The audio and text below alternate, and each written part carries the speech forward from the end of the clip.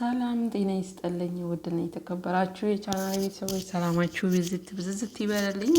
ዛሬም በአዲስ ቪዲዮ ተከስቻለሁ። እንግዲህ ለዚህ ቤት አዲስ ከሆናችሁ ቻናሉን ሰብስክራይብ አድርጉ። ሰብስክራይብ ለምታደርጉኝ ደግሞ እጅግ አድርጌ አመሰግናለሁኝ። ነባሮቹ ደግሞ ቪዲዮን በላይክ በሼር ጀምሩ። ዛሬም እንግዲህ ይዤላችሁ የመጣሁት የተለመደውን ነው እና አብርሽ እና ሄርሚ እንዲሁም ደግሞ የሄርሜላ አብሮ አደግ ተማሪ ሳሉ አብረው የነበሩ የልብ ጓደኛዋ መጥቷል። እንግዲህ አብርሽንና ሄርሜላን ለማስታረቅ ከቡታጀራ አዲስ አበባ ድረስ መጥቷል። መታረቃቸው ጥሩ ሆኖ ሳለ ነገር ግን አብርሽ ቸኮለ። የምሬን ነው የምላችሁ። ማለት በዚህኛው በኩል ከሩቲ ጋር በጣም የማይሆን ነገሮች እየተፈጠሩ ነው። ትላንትናም ከትላንት ወዲያ አይተናል ቪዲዮዎችን። ዛሬ ደግሞ እዚህ ጋር መጥቶ እንግዲህ ለሄርሜላን ይቅርታ አድርጊልኝ እያለ ያለቅሳል። እኔ የምለው አብርሽ በቃ ሴቶቹን ይቅርታ ጠይቁ፣ ሴቶቹን ቢስሉት ስራው ማልቀስ ነው እንዴ? ምንድን ነው? እንደ ወንድ ቆፍጠና አይልም እንዴ? ጋይዝ ደግሞ አሁን ሮጦ ሄርሜላ ጋር ሄዶ ሄርሜላን ይቅርታ አድርጊልኝ ማለት ለምን አስፈለገ? ለምን ቸኮለ? እዚህ ጋር እኮ ከሩታ ጋር ያለውን ነገር እኮ አጠናቆ አልጨረሰም። ሩታ እዚህ ጋር እንደፈለገችው እያሽከረከረችው ነው። ሌሎች ሰዎች ደግሞ እኔ ግርም ይሉኛል። በአብርሽም በሩታ ዙሪያም ያሉ ሰዎች የሆነ ነገር ሲፈጠር ችኩል ናቸውና ልጁን ለምንድን ነው እንደዚህ የሚያጨናንቁት? አሁን ይሄኛው የሄርሜላ አብሮ አደግ ነው። የሄርሜላን ጠንቅቄ አውቃታለሁ፣ አብረን ተምረናል፣ አብረን ብዙ ነገሮችን አሳልፈናል እያለ ነው።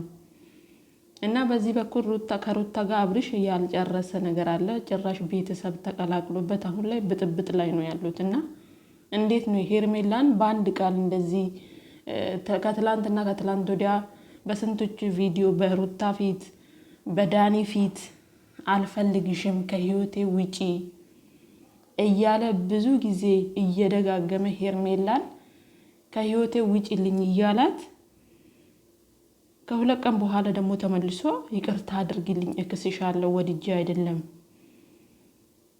እንደዚህ ከማለት ይልቅ አብርሽ ከሩታ ጋር ያለውን እንዲሁም ደግሞ ከቤተሰቦች አሁን ላይ ቤተሰብ ጋር ደርሷል። ሜሪ መታ እየበጠበጠችው ነው።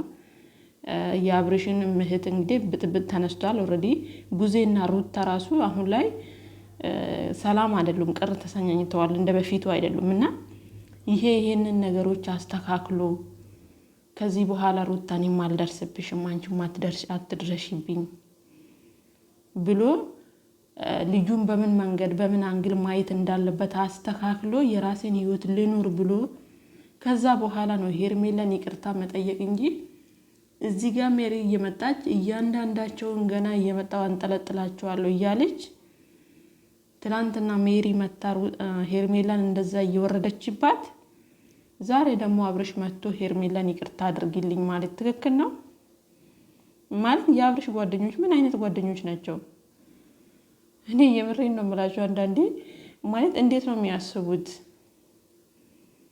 ሄርሜላ ቆይ ይህን ያህል በቃ ቁጭ ብላ አብርሽ ከህይወቴ ውጪ ስላት እሺ ብላ እያለቀሰች የምትሄድ ነይ ወደ ህይወቴ ስላት ደግሞ እሺ ብላ ደግሞ እየሳቀች የምትመለስ ሴት ነው እንዴ ያደረጋት አብርሽ? እንደዚህ ማለት እንዴት ነው? በቃ ያለ አብርሃም ሌላ ወንድ እንደማትጠብቅ ወይ ደግሞ ያለ አብርሃም ሌላ ሰው እንደማትፈልግ አድርጎ ነው አብርሽ የሚያት ማለት ነው። ምናልባት ትላንትና አብርሽ በደረሰበት ነገሮች ብዙ ነገሮች በተያዘበት ፋይሎች ምክንያት እንደዛ ሊሆን ይችላል። ነገር ግን ቆፍጠን ብሎ መወሰን ይችል ነበር አብርሽ። አሁን ዛሬ ላይ ሄርሜላ እንግዲህ ቆረጠች፣ እንደቆረጠ ሰው ነው የምትሆነው። ኦልሬዲ እሷ ያው ከአብርሽ የምትቆርጥ አይነት ሴት አይደለችም። በነገራችን ላይ ከአብርሽ የምትቆርጥ አይነት ሴት አይደለችም። ግን ለጊዜውም ቢሆን እንግዲህ ቆፍጠን ብላለች። ቆፍጠን ብላ አልፈልግም የራሴን ህይወት ነው የምመራው ከዚህ በኋላ አንተን አልፈልግም ብላ እንግዲህ ጥላው ሄዳለች። አብርሽዬ ደግሞ እንዳያችሁት እንግዲህ ቁጭ ብሎ ያለቅሳል። ምንድነው እንደዚህ መነፋረቅ? አንድ ሴት አልፈልግም ካለች በቃ እዛው ልቡ ስብር። ባለፈው ሩታ ጋር ሆኖ እንደዛ ያለቅሳል፣ ዛሬ ሄርሜላ ጋር ሆኖ ያለቅሳል። እንደው አብርሽ ምን አይነት ልብ ነው ያለው ጋይስ? ከምሬን ነው የምላችሁ። እና በነገራችን ላይ ደግሞ ሄርሜላ ዛሬ እምቢ ብላ ሄዳለች፣ ነገ ደግሞ ይቅርታ ትቀበላለች። ሄርሜላ እንኳን እንደዚህ የሚጨክን ልብ የላትም። እና ግን አብርሽ ቸኮለ። መጀመሪያ በዚህኛው ወገን ያለውን ነገር ማስተካከል እየነበረበት ሄዶ ደግሞ ሄርሜላን ይቅርታ መጠየቁ ተገቢ ነው ብዬ አላስብም።